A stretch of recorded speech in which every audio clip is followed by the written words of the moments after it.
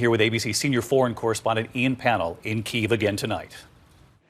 Tonight, thousands of civilians evacuating besieged cities across Ukraine under fragile and temporary ceasefires. But it's been an imperfect peace that ended at nightfall.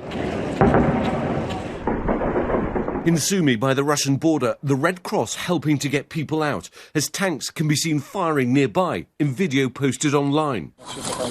Before the ceasefire came into effect, 21 people, including 2 children, were killed in the city overnight when a residential area was shelled.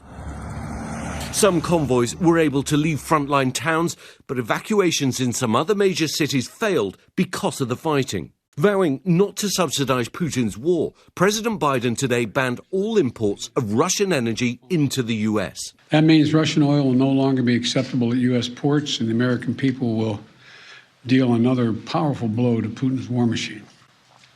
About 3% of oil used in the US last year came from Russia, and Biden warned gas prices would rise. Defending freedom is going to cost. It's going to cost us as well.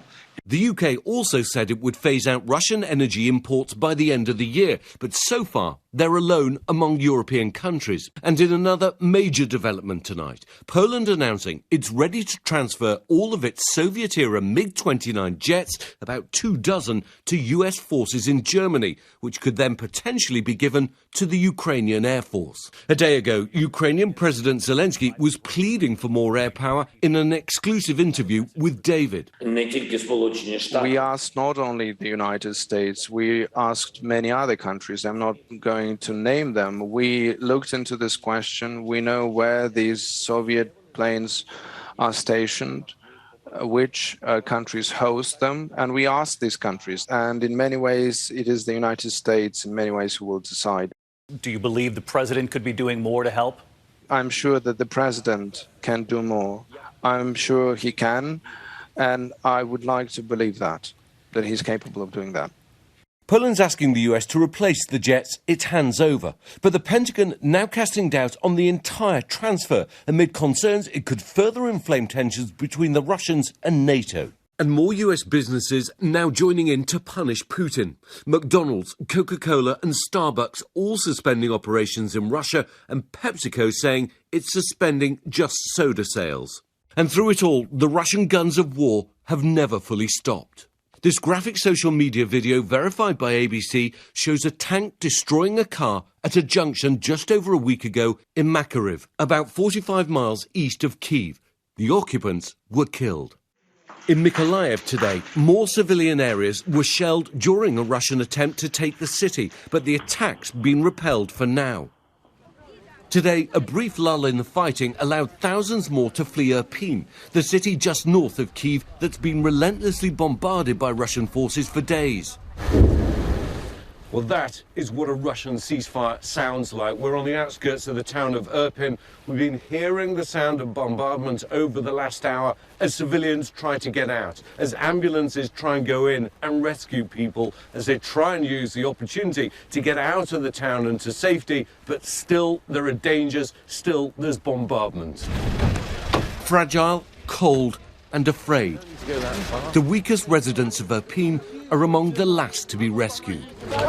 Among them was retired Russian language teacher Nina Mikhailova, 85 years old and now forced from her home by Putin's war, and she feels betrayed. She says, "I can't believe it. Since my childhood, I thought the Russians and Ukrainians were fraternal people. How could this happen?" But through it all, Ukrainians remain strong and defiant. Tonight, Zelensky addressed the UK's Parliament, echoing the spirit of Britain's wartime leader, Winston Churchill, saying, "We will fight in the forests, the fields, the shores and in the streets." It was an unprecedented moment met with a rousing ovation. Remarkable scene. Ian Pannell joined us again tonight from Ukraine's capital. And Ian, I know you were tracking this as well today. The CIA director, William Burns, a former U.S. ambassador to Moscow who knows Putin well, at a Capitol Hill hearing today saying Vladimir Putin is, quote, angry and frustrated by this war and, quote, surprised, that was the word he used, by Ukraine's resistance. Yeah, it's interesting. I mean, Burns was also asked about Putin's mental state, which he didn't quite answer. But what he did say was that he thinks that Putin's insulated from other points of view and anyone who might challenge or question his opinions. And other people have suggested that too. Burns also adding that in his opinion, that doesn't make Putin crazy, but it does make him extremely difficult to deal with as his views start to harden. David? All right, Ian Panel leading us off from Kyiv again tonight. Ian, thank you.